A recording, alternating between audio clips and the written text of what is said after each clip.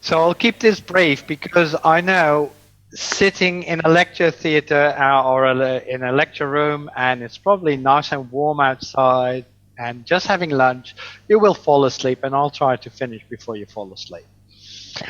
No, I'm joking. The thing is that I was talking about how diverse medical education is, and that we've got all kinds of different ways of looking at a research question. So I thought perhaps my final contribution for today would be to focus on one research topic and see how you could address it from various different angles. And previously in the discussion, how I said even the comparison between OSCE and Mini-CX could already be enough for a PhD, given all the different angles that you could take. And like I said, it's broad. It's broad in terms of domains. The basic domains in medical education are issues around selection and admission. How do we know that we select or admit the right students into our program, and that medical education is medical course is an expensive course, so you don't want to have too many students in the course that would not be able to successfully complete it. Assessment, of course, is a huge topic and a huge domain which is undergoing huge developments in terms of research, from testing to programmatic assessment, assessment for learning, assessment of learning, the way assessment drives learning. It's a whole domain in itself. How to develop new educational approaches. Change management is an enormous point. Organizational management, educational change management. How do you deal with people's beliefs about what is good education when you try to make fundamental changes? Curriculum evaluation, staff development, media and technology, how to incorporate modern media and technology. Because, for example, one of the fundamental issues that we're facing at the moment is that we have technology that connects every student with the whole world and opens a whole world of possible learning resources to them. They can go on YouTube and find lectures. They can go on the internet and Google Scholar and find the top research papers, etc. And we're still often using educational technology which was used before book printing techniques were developed. So there are major shifts and major issues, and it's a huge domain. It's also broad in scientific approaches. I already said we, as a discipline, we embrace both qualitative and quantitative approaches. We've got high-powered multivariate regression, multivariate ANOVAs on the one hand, or big ANOVAs on the one hand, and we've got very qualitative research, hermeneutic spirals, what have you, on the other hand. So a researcher may not be completely well versed in all these methods, and if you come to my level, you're the proverbial jack of all trades and master of none. But it's good to know that all these methods or these approaches are being used. We've got different ways of doing literature researches, where in medicine very often we look at the sort of comprehensive thematic, narrative, or systematic research. Sometimes in medical education we have to deal with things that are so vast, and a literature that's so vast that you cannot just describe it. For example, one of my PhDs wanted to start to look at the value of good communication in learning. So communication as a means to promote learning in students. Even the original scoping of the literature gave her 3 billion hits.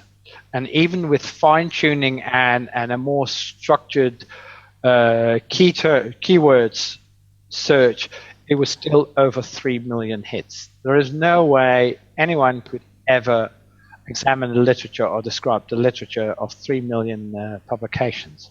So we've developed new ways of interrogating the literature. I've already talked in my previous lectures about that research in medical education needs to be programmatic, which means that it has to link theory to practice. And that's a two-way street. So practice needs to inform theory, and theory needs to inform practice. So as such, the good research somewhere has to sit in this translation from fundamental to design-based to justification research, and actually overviews or reviews to actually make an impact for our practice in education. And then finally, I talked about the epistemologies, the logic positivist, the gravity example, the research aiming at understanding phenomena which are already there, constructivist research trying to understand how we make sense of our world, the example with the colors I used. And then there are the power epistemologies, the views that you have to understand who determines what is true and what is not true, and that's often a game of power as well. We briefly touched upon that when we were talking about a publication bias towards against negative outcomes or non-effect outcomes. That's a power epistemology. So generally, we think that we have an intuitive belief that positive effects are more abundant than negative effects because positive effects are published more than negative effects, and that influences our way of thinking. Another example of a power epistemology is the fact that many, at least in Australia, many of the medically related research funding bodies have this hierarchy of methodologies and claim that randomized controlled trials are a better quality of evidence than, for example, observational studies. That's there is no randomized controlled trial demonstrating that RCTs are actually better. So it is from a position of power that people make those statements. So roughly speaking, that's where we are. And it's not hard science. Unfortunately, much of what we do is not as simple as gravity. And gravity exists, and it's measurable, and it's simple. It's 9.8 meters per squared second. If you're at the equator, it's 9.78, and then at the poles, it's 9.82. And it actually allows you to predict very well where an object will be if it falls down. So that's quite simple. But what we're doing is quite complex. And it's also not consumer evaluation. It's not about research about how students liked our course. Students liked our course is perhaps good for student numbers or good for recruitment or for PR, but that's not what we're about. We're about trying to understand learning and teaching and assessment. So it is multifaceted. Here are already a couple of lessons that I've alluded to. So the first lesson is there is no one single methodology that is intrinsically superior to others. So the RCT in our field, the RCT is not better than observation studies. Qualitative is not better than quantitative, or vice versa. It is actually the best methodology is the one that most unambiguously and most validly answers the research question. Also, it's not the methodology that determines whether a study is scientific or not. Again, that's a research question. So let me repeat this. There is no single methodology intrinsically superior. The methodology doesn't determine the scientific value of a study. The research question does. And the best methodology is the one that gives you the best answer. This is not unique to medical education. This is actually unique to philosophy of science. So a research topic can be addressed from various angles. And you can ask different questions, and you've got different perspectives on a research topic. And when they're done well, and they're all well embedded in what we know and in the theoretical framework, then they're all scientifically sound. And I wanted to provide one example of what I mean. Here's a question, and a question which is still unanswered in the literature. What makes a test item relevant? We've got all kinds of ideas about difficulty of items, and we've got item response theory and p-values and what have you, all kinds of things that we assume makes an item difficult, but we don't know what makes an item relevant.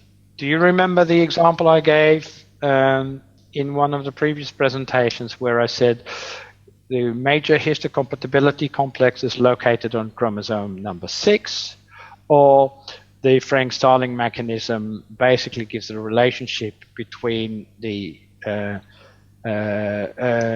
stretching of a heart muscle fiber and the power of contraction. Both are simple things to learn, but the one is more relevant than the other. And actually, if you were to look at how well students respond if both items were on a test, it's more likely that they answer the Frank-Starling mechanism question correctly than the major histocompatibility complex question correctly. Whereas it's very easy to teach you that it's chromosome number 6. So the only thing I have to say, it's not 5, it's not 7, it's not 8, it's not 9, it's not 4, it's 6. So now you know it's 6. So it's not difficult. It's not about difficulty, it's about relevance. And that's still a very fundamental thing, and it's still not very well researched in the literature. So let's take this question, what makes a test item relevant, and apply different... Lambert, I'm sorry for interrupting you. I got a feedback from participants that not all participants here familiar enough with many terminology in education. So for example, test item from test analysis, and then we have difficulty index, we have another index. Perhaps not every participant here familiar. Would you like please to elaborate a bit? What does it mean? Thank you. Sorry for interrupting. Not a problem. My apologies.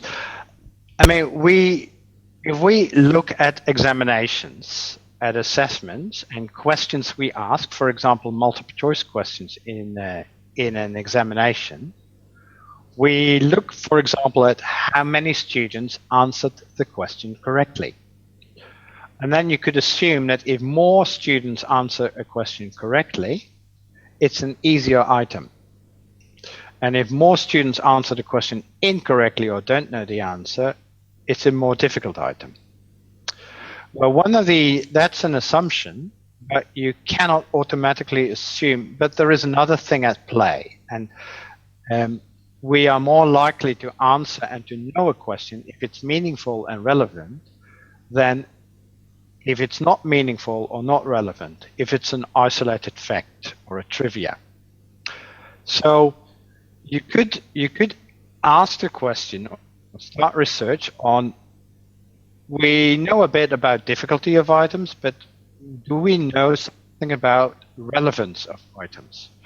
And generally, if you ask people why is an item relevant, they cannot explain why they think an item is relevant. They find it difficult to explain.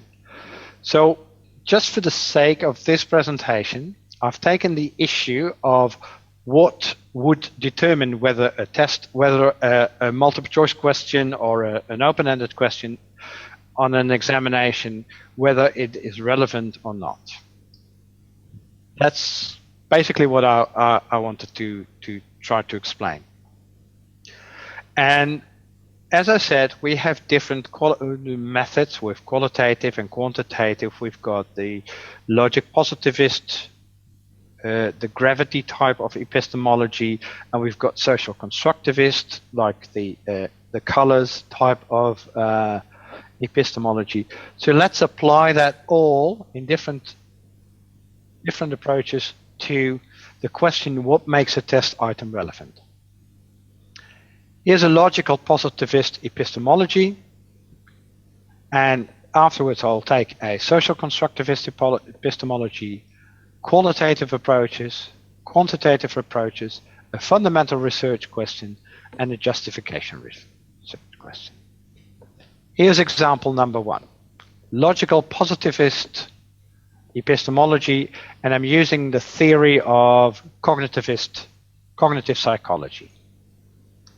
The assumption could be that a question is relevant if this is the question, the thing, and there are more connections in my brain or in my memory to other elements.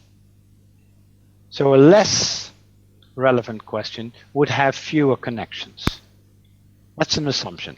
That is the major histocompatibility complex on chromosome number 6. This is the Frank-Starling mechanisms associated with heart failure, preload, afterload, digoxin, ACE inhibitors, what have you, all kinds of phenomenon. And this is just related to immunology, chromosome number 6, and what have you. So only a few.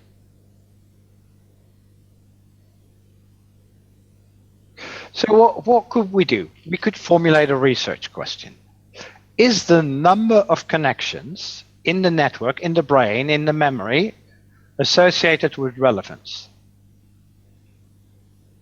Or, to put it differently, if things are seen as relevant, does that mean that there are actually more connections in the semantic network, in the brain, in the memory structure, than with things, with questions that are not seen as relevant? We could, for example, have a group of experts, have a set of items, ask the experts to score the relevance of the items, to give a judgment, and then ask them to find as many meaningful associations as they can. Like I just did with the Frank-Starling and the preload and the afterload and what have you. This is roughly what you would find, for example. You would find item 1 to item 7, you could compare the ratings with the expert, and then you could ask for the number of connections they could find. You could then compare the variance between items to the variance between experts. Because if an item is more relevant, then you would assume they would come up with more connections than if an item is less relevant. You could look at the correlation between the relevance score and the number of associations. And I'm not saying it's a perfect proposal, but just say what we've done now, if we use the theoretical framework of cognitive psychology, of cognitivist theories, and we've taken a logical positivist view, relevance is something that exists and not something that we create. We could apply a social constructivist view. So relevance is something that we create. It's a concept that doesn't exist like gravity, but it's something that we make up. For example, relevance is constructed in the here and now. 100 years ago, hysteria was seen as the cause for fainting in women. That was common knowledge now, and that's why hysteria, the phenomenon of hysteria, was deemed relevant in the medical education. Whereas now we look at the role of the vagus nerve in fainting, and we don't talk about hysteria anymore. So hysteria has become a completely irrelevant concept now. So we could do a qualitative study, and we want to understand the stories, the narratives, the words we use to describe relevance. So if somebody is challenged, a teacher is challenged as to why do you think this is an important question for this examination, the teacher actually has to have a story and has to be able to explain. So you could have focus groups with experts and with students. You could record and analyze the narratives, thematize, and compare them between experts and students. For example, you would assume that the experts have a stronger language and a clearer language to explain the relevance than students would have. And then relevance is actually defined as a narrative. You could use a qualitative study where you look at cultural theories as framework, because in cultural theories, one of the assumptions is that our beliefs and our values influence what we consider normal or acceptable and unacceptable. And a popular approach to cultures is the one started by Geert Hofstede and later further developed by Jeff Weisfitz. And they look at the hierarchy in a culture, the power distance, whether groups are individually or people are individualistic, sorry, that was what I'm looking for, or more collective. The masculinity, femininity, whether they embrace uncertainty or whether they try to avoid uncertainty, whether they've got a long-term pragmatic orientation or a short-term normative orientation. Those are all societal, cultural phenomena.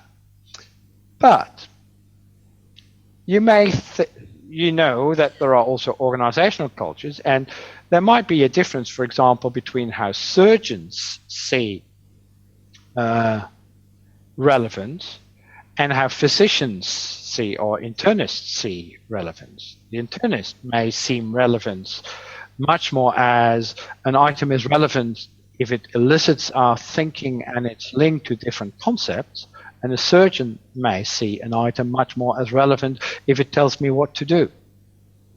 We don't know that, because for us at the moment relevance is simply a sort of global gestalt, global vague concept, whereas it would be interesting to see whether there is actually a difference between how different disciplines in medicine approach the concept of relevance. Again, you could do this by participant observation in test item review panels. So you've got a whole group of items that needs to be checked and perhaps reworded and vetted by a group of experts, in which you could have surgeons and internists, physicians, and you could look at how they approach the concept of relevance. If they talk about relevance, what are their values and their norms that they apply? That would be very interesting, because normally we assume that relevance is just a concept which is independent of whether you're a neurologist or a surgeon or a physician. It will be interesting to see how the more practically orientated disciplines and the more thinking orientated disciplines identify or define relevance. You could, if you want to have a purely quantitative framework, you could look at psychometrics. Psychometrics is the statistical domain of the statistics around testing, around assessment or examinations, looking at things like reliability, at validity, the way the individual item has performed. For example, is the item mainly scored correctly by the people who also had a high score on the test, or was it mainly scored correctly, answered correctly by the people who had a low score on the test? So it's all kinds of statistics around assessment. So you could say that relevance is an element of the construct validity of items. So construct validity is the extent to which the items measure what they are purported to measure. Remember how I said in the beginning that we are trying to measure things that we can't see, like blood pressure, and that we are always trying to infer what we can see from the things we can see. So we can look at how people tick items, we can see at how people write things to multiple choice or to open-ended questions, we can observe how people behave in an OSCE, but we cannot see knowledge or skills. So we always have to make an inference as to what is actually in the brain of students. And the current validity theorists, the current theories about how you make that inference from what you see to what you think is in the brain of a student, says that reliability is part of that of validity. So you cannot, in short, in simple terms, a test cannot be valid if it's not reliable. So your research question could be whether relevance is a reliable, generalizable facet of items. So if judges need to give a judgment about the relevance of an item, let's say you give them a 5-point Likert scale, and they have to judge whether it's a 5, a very relevant item, or a 1, a very irrelevant item. You could actually look at how many judges do I need to get a sufficiently reliable relevance score. And there are arbitrary cutoffs, you would say reliability of 0.8 or a standard error of measurement of 0.25. But you simply have panels of judges who score a set of items, and then you use a statistical method to determine the reliability. You could do fundamental research. You could look at, again, a cognitivist framework, and you could say, well, relevance is a requirement for transfer, which means transfer, again, I've explained it previously with the 48 times 52. Transfer is the ability to understand that different problems have common ground, and they may have a similar solution. If you have a patient who is hyperventilating because of an anxiety attack, and you have another patient who has taken too many aspirins and is breathing heavily, you may think, oh, the one is an overdose, the other one is an anxiety attack, but the underlying acid-base disturbance is roughly the same. In the one case, you've got hyperventilation, which leads to a respiratory alkalosis. In the other situation, you've got an aspirin overdose leading to a metabolic acidosis. So the basic science behind it is the same. That's a deep structure. That allows you to understand why hyperventilation, what the relationship is between an anxiety attack and hyperventilation and somebody hyperventilating due to an aspirin overdose, what that relationship is. And we're notoriously bad at transfer. For example, if your computer isn't working and you get your computer repairman, he or she may first check whether the cable is unplugged, and then solve the problem very quickly. But that same repairman would not check whether there is enough fuel in the tank when his car doesn't work, whereas it's basically the same problem. And so we might want to look at the surface features of a problem, like this is a computer problem and the other one is a car problem, but the fundamental problem is the energy needed for the machine to work is not there. That's the fundamental problem. That's the element of transfer. So we could do fundamental research. What's the relationship between the perceived relevance and analogous transfer in clinical cases? So you would give case-based tests, key feature approach examinations or extended matching items, and you would ask your judges to judge the relevance. Then you give the students a test with these items and specific analogous transfer items.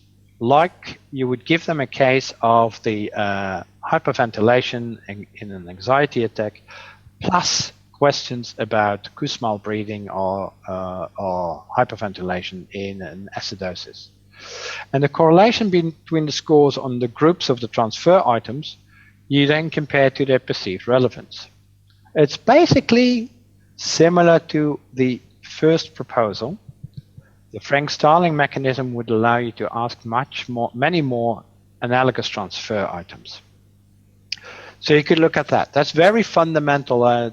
How does relevance sit with this very fundamental deep problem of analogous transfer? And then finally, justification research. So we want to demonstrate that if we've understood relevance and we actually make relevance, we ensure that the items are relevant, and we compare whether they now do better or not, whether it's useful to have relevant items, we could say relevant items are better able to distinguish between the competent and the incompetent students, so a better discriminatory power. So the question then is, do relevant items have better item measurement characteristics? Do they better distinguish between the good students and the bad students? So you look at judges and you give them the narratives and they score the relevance of the items, which you average. You administer the test to a large group of students.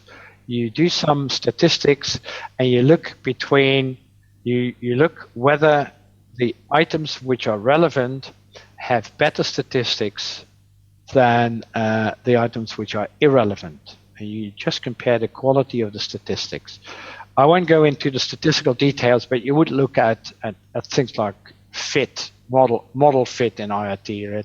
That's one of the things we look at, but that's a technical detail. So in summary, the question is actually what is relevance, or what makes a test question, an examination question, relevant. And I've just given a couple of rough sketches of research projects that could actually look at relevance from all kinds of angles. Logical positivist, relevance is the number of connections in the brain. Social constructivist, it's a discussions about relevance can be shortened because we all speak the same language. Sorry. Qualitative research, relevance is very much based on the culture from which you come, like the surgeons and the internist. Quantitative, how many judges do you need to come to a trustworthy, reliable judgment of the relevance of an item? You could look to fundamental research. Relevance items lead to better learning of problem-solving skills or on transfer, or better assessment of problem-solving skills and transfer. And finally, justification research. If you make your items more relevant, if you make your questions more relevant, it will actually show up in the statistics. So some final lessons, and then I'll stop, is the first one, clearly such questions as relevance cannot be answered by a single study. They're complex questions, so you need a program of research. The opening question I presented during the first presentation of this day was, does it make better doctors? If even the single thing about relevance requires a program of research, does it make better doctors requires decades of research?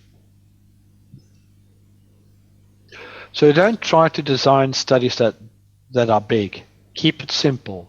Rather have 6 simple studies which each address one question and one facet of your complex question, than one big design or one big study that tries to address it all. So keep your focus on that one piece of the puzzle, finish that first, and then go to your next question or your next study in the program.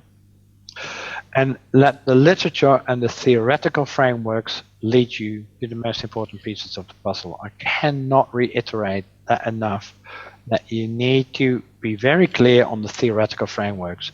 And in my 6 examples, I've just touched upon some of the theoretical frameworks that can be used. There are a zillion others, but it's clear that the theoretical framework has informed the research question, and by that, the methodology. And I think that once you've made a choice for that framework and the question and methodology, stick to it. If you've done your thinking and your planning, stick to it. If you want to do something else, do it in a second study. Don't try to fit it in this study. And that's all I wanted to say for today. Thank you very much. Thank you so much, Lambert. Another great idea after programmatic assessment, then no research program, programmatic research. I believe that next year will be an Emmy conference. Ibu Bapak, dear colleagues, it is very interesting because Lambert emphasized that one single study is not a good answer for complex question. So actually one topic can be approached from different angles. Any question to Lambert?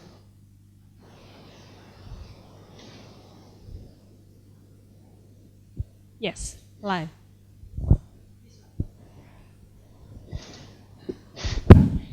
Okay. I have a very practical question because I know in this room many people are practitioners.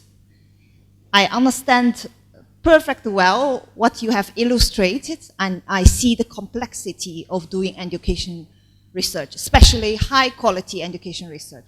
But then the question is, in order to reach that level, probably all of the people here need some years of studying, but it's not feasible, I think. One solution you already said is to pair with people who are in the education field, who can already suggest what kind of research framework suitable for their interest.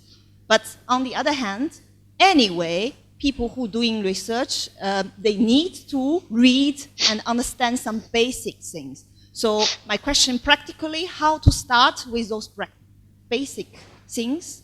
What are the channels to reach the minimum level?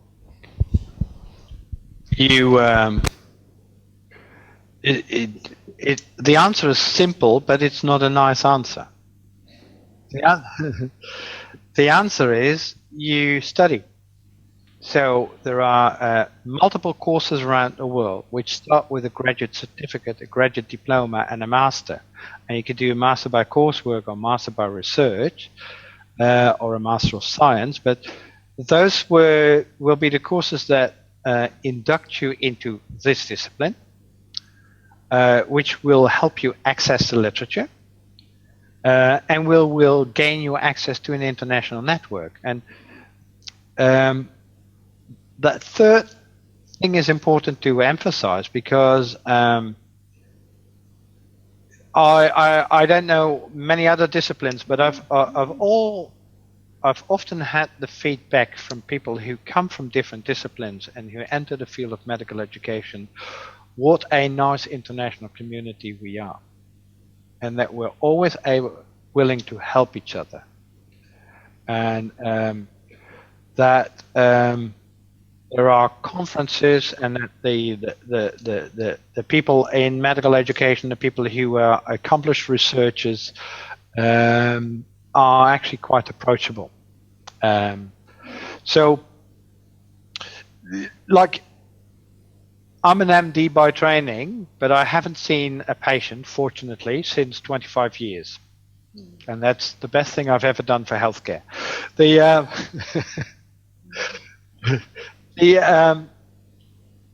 If I wanted to do cardiology research now, I would make sure I got some courses in cardiology and cardiology research. And 20 years ago, or 25 years ago, or 30 years ago, you could enter the field of medical education and with a good idea and start and learn on the job, because it was a very immature discipline. It's no longer an immature discipline. It's a very mature discipline. So find a master's course, or find a certificate, diploma, or master course. Get your research going. Make sure you're linked up with people who have more experience in research. Learn on the job. Start with simple quantitative studies first. I would advise anyone to do a simple causal comparative design. It's almost painting by numbers. So start with the simple, and only when you're a bit further, you start with the more difficult, the qualitative research, for example. So, that's what I would advise. I mean, you're at a university which has a master program and which has a couple of people who really know very well the discipline of medical education and how to conduct research. So you're at the horse's mouth. Okay.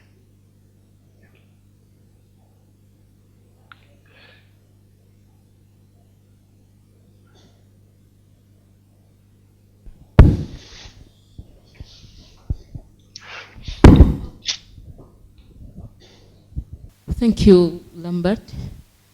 My question actually lies around logical positivism.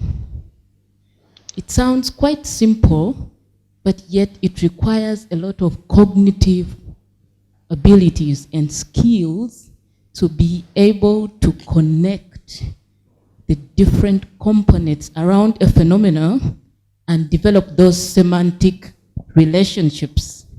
And you know, if we have two variables, X and Y, and you're trying to develop those semantic relationships, X can be of Y, X can be a kind of Y, X can be a part of Y. But while we were discussing, you said it is important to choose, what did he say? To focus on the most important piece of the puzzle. Now my question is, how do I select the most important piece of the puzzle? It could be important to me, not important for the research. How can you advise? How best can a researcher actually be able to choose that most important piece despite the so many semantic relationships in logical positivism? I love critical humanism because that's typically qualitative research. But I also love logical positivism, except for the bias amongst researchers. I thank you for that question, and it's not gonna be an easy answer, but let me try. I once had a discussion with a colleague of mine who is a very quantitative orientated test psychology researcher, because he made a remark to some students. He said, you always have to try to do good research, and if you can't do good research, you can always do qualitative research. And I got very angry. And he said, well, you know, numbers are objective. And I said, well, if numbers are objective, why does a quantitative paper require an introduction and methods and a discussion? Every quantitative paper still has many more words than numbers. So that's one thing. The other thing is I often get the question, where's the evidence? And my return question is always, please explain to me what you see as evidence.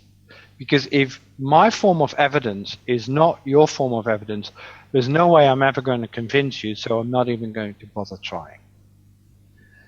And typically that leads to a friendly discussion, and I get the question back, so what do you see as evidence? And I keep it very simple. I say evidence is what convinces people.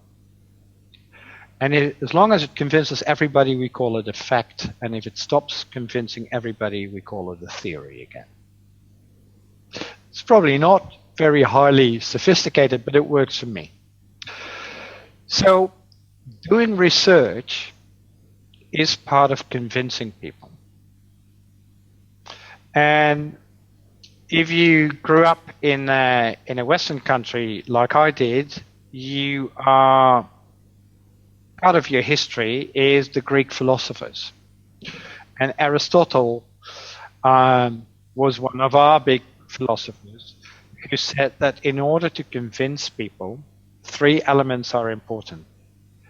And what he called in Greek ethos, pathos, and logos, or ethos, logos, and pathos. And ethos is your credibility, your trustworthiness. Who are you? Your reputation. Logos is the logic. It's the clarity, the coherence, and the plausibility of your arguments. And pathos is the bit of humor, emotions that you put into, or the emotions that you play on. So those are important things. If you are not investigating the piece of the puzzle that you are most interested in, you're never going to convince somebody else. So my advice to any young researcher here in our research center is follow your own interests. You cannot do a PhD or even a master if you couldn't care less about the outcomes. For me, every research project, every study, when it comes to the analysis and the real determination of what is the results, is like unwrapping gifts. To me, that's something I get excited about, because now I finally find the answer to what I want to know. But you do have to make sure that the question that you want to address is not one that has already been addressed in literature. And you also have to be sure that if somebody asks you, if you've done the research and somebody asks you the two most difficult questions, who cares and so what, you have to have an answer. The reason why people ask the who cares and so what question is specifically from a logical positivist view, is because logical positivist research is very much associated with inductive science.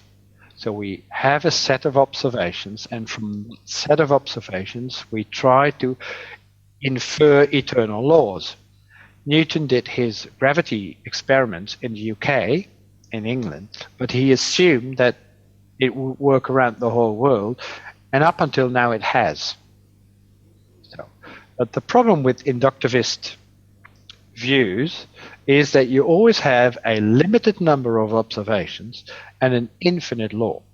So you can never be sure that there wouldn't be an experiment or an observation, a valid observation, that would contradict the law. So even if you've done a million experiments in Europe of apples falling from trees, you can never be sure that there is no place in the world where apples fall upwards or fall sideways. You never know. And that would contradict the law, because if you say that gravity works everywhere, and I find one example where it doesn't work, you're done. Right? So that's when, and people have struggled with that, and that's the basis for Popper's falsification, where he says, well, the least you can do is focus on the most critical element of the theory. So you have to design an experiment. If you assume that apples fall from trees everywhere, you would have to design an experiment where you have the maximum likelihood of demonstrating that apples do not fall from trees. That's called the falsification principle.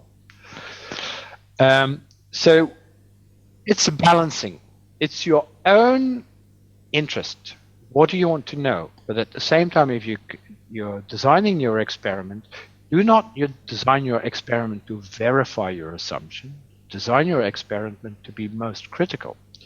That's my problem with pharmacological research, is we conduct trials and then we in and exclude so many patients that we maximize the effect that we find, but it has very little ecological validity. I don't know whether it really is true for patients, because all the patients with multimorbidity and the elderly and the too young and the etc., they're all excluded from the trial, whereas these are the typical patients you see. So they actually violate, in that method, they violate the falsification principle, because they go for an optimal verification. But I've seen so many verifications. It's like Newton saying, I've done 1,000 experiments with apples falling from trees. I'm going to do experiment number 1001 to verify my assumption.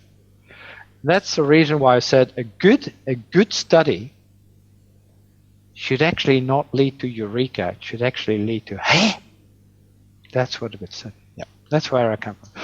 So it's a balancing act between follow your own, the piece of the puzzle that you want to focus on, but do not ignore the fact that from a scientific theory, we need some pieces of the puzzle to be followed. Right. Okay. Is that helping answering your question? It's the answer is stimulating you to say hi or not? Okay, any more question? We still have few minutes for another question. Yeah, Pak Hardi. Thank you. Related to the previous one, it quite often, at least in my institution, that educational problem only seen as educational problem itself and need to be evaluated, not need to be conducted research, thorough research on that field. So when we ask by authority or our institution, just do the evaluation and find the finding, and then what we do next, what is our educational problems. And finally, if we got the findings, because these evaluations, only evaluation, not designed with a thorough methodology. So if we want to pull the result to be published, we cannot publish because we poor the design methodology. So what you advise, because based on the statement, our institution need to know what's going on in our education. But in terms of educational research perspective, we can't do that if we want to publish it. So what is your opinion on it? How to balance between educational institution need and our research needs? Thank you. That is an extremely important question, but it's a very strategic question. And the typical strategy I employ, and my former boss Kees van der Vleuten employs, and Kevin Eva employs, etc. The typical things that we do is, if our managers, our deans, our deputy vice chancellors, our vice chancellors want us to do quality control, evaluation, we're happy to do that, but at the same time we will collect some extra information. And we will collect that information in an opportunistic, strategic way that we can answer the question, are we good or not? And at the same time that we go to a more fundamental thing as well. So we always collect a bit of more information, and so that one half of the data set, or it's like a Venn diagram. 80% of the data set will address the dean's question, and 80% will address the literature. Okay. And it's very important, and it's a lesson drilled into me by my former boss and friend and mentor Kees van der Vleuten. He said, as long as we prove our value for the medical course, we're allowed to play in the research arena. And it's true, and I'm doing the same here. As long as we prove that we have value for the quality of the course and show that we have got perceived value for the quality of the course, we're allowed to do research. And if we do good research at the same time and interdigitate our research with the quality of the course and are clever enough to do our PR, we're safe.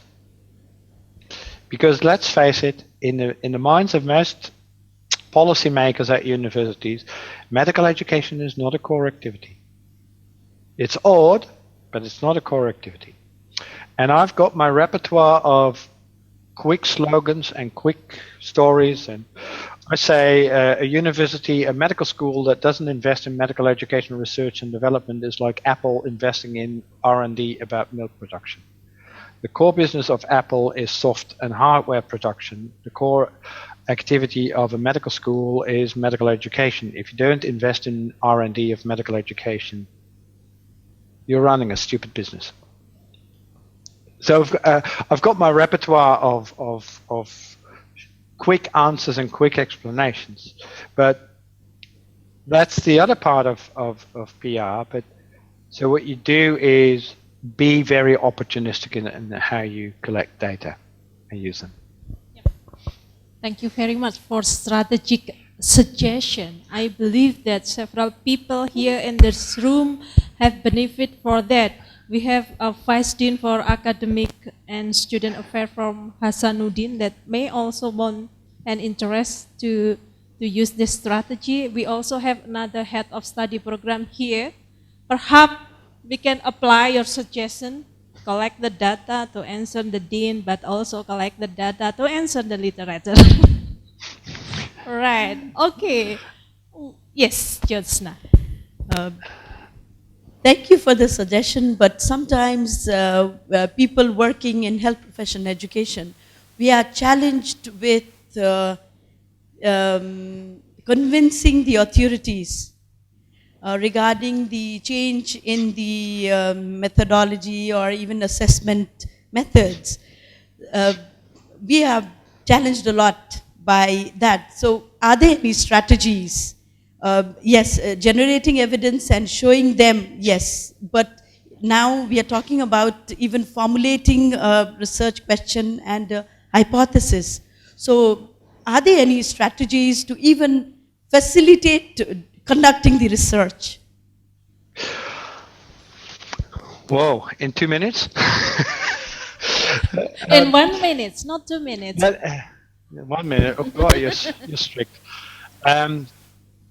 When I started here at Flinders, we had a situation where our associate deans, our executive dean, our deputy vice chancellors, and the vice chancellors were all in favor of having a medical education research center.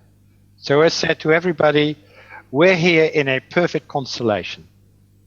The only change that's going to happen is that it's going to become less perfect. Because if you're in a perfect situation, the only change is for the worse. So we quickly set out what would be the strategy for our research center.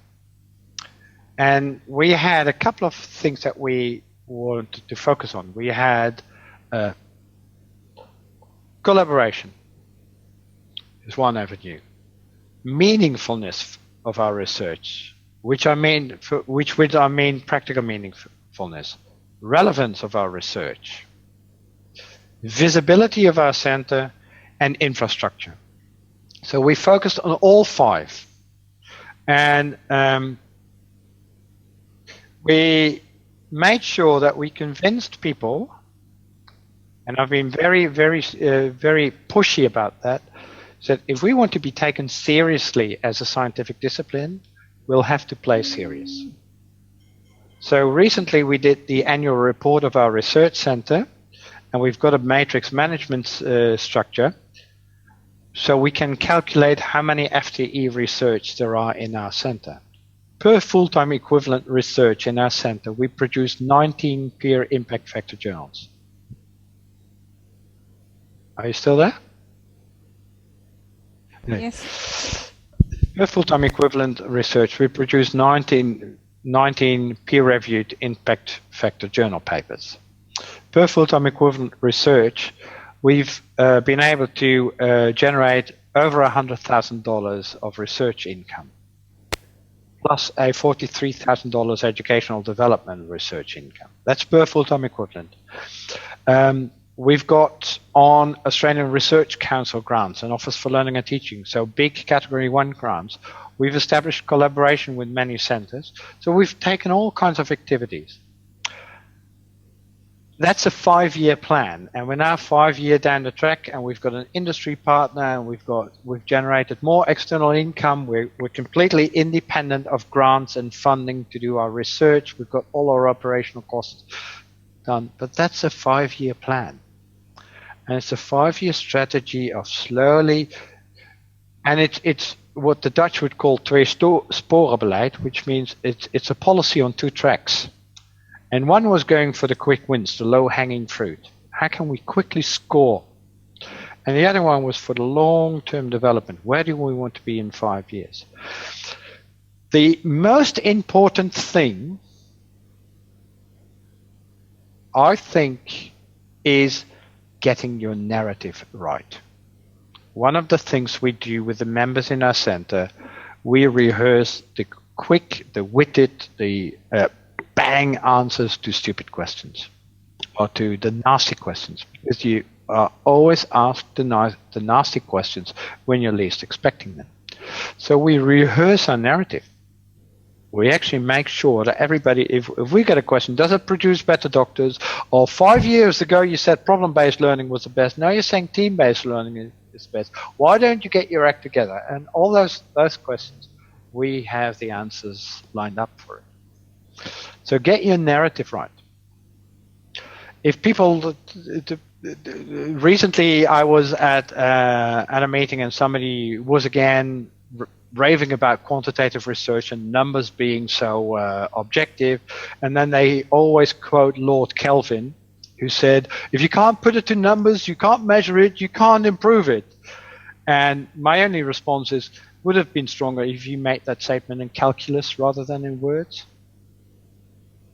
If you use words to denounce words, there's something wrong with your argument. Just get the narrative. So be prepared to defend. If you start a project and you anticipate that people will have their questions, rehearse your narrative before you go into the meeting. Yep. Thank you so much, Josna. Okay. Still one opportunity to one more question before we close the session. If there is a burning question. Yep. Is that okay for one more question? Last question, Lambert? Yeah. Not a problem. Thank you. Because I'm a pediatrician and I work in microbiology, infectious disease, I'm really new for this field for medical education research. Is really new for me. But however, because I am involved in the education process, so I really wonder how to do this.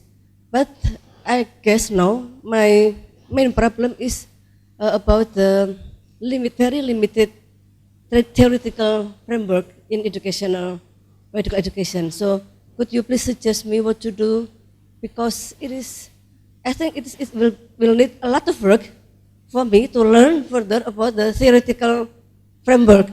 But is there a tip or trick so that I can do this with not so many difficulties? Maybe some practical advice. Thank you. Right. Okay. Excuse me. Are you in a management line? You are vice dean or head of microbiology. Are you in a structural position? Oh, right. It's not instruct. Okay. Right. So, tips and trick. I'm not sure whether this is trick to learn in a quick ways and not a lot of difficulty, without a lot of difficulty to learn about educational framework, theoretical concept. I'm not so sure. Well, that's a good thing that medical education is a relatively young discipline. I mean, really, we are probably 40 years, 50 years old. That's very young compared to astronomy and physics and even health and medicine. Which means that there are still many papers around in journals that are the how-to-do papers.